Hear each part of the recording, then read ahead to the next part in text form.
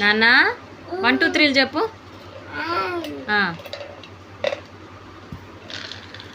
చెప్పు. ధ్రువ ధ్రువ చెప్పాలి.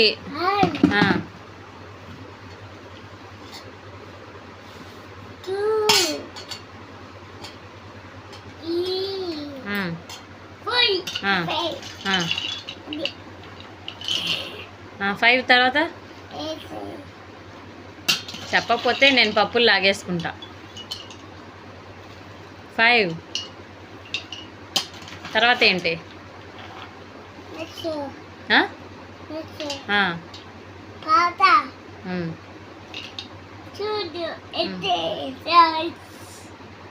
నువ్వు 1 2 3 చెప్పట్లా, నేను పప్పులు లాగేసుకుంటా.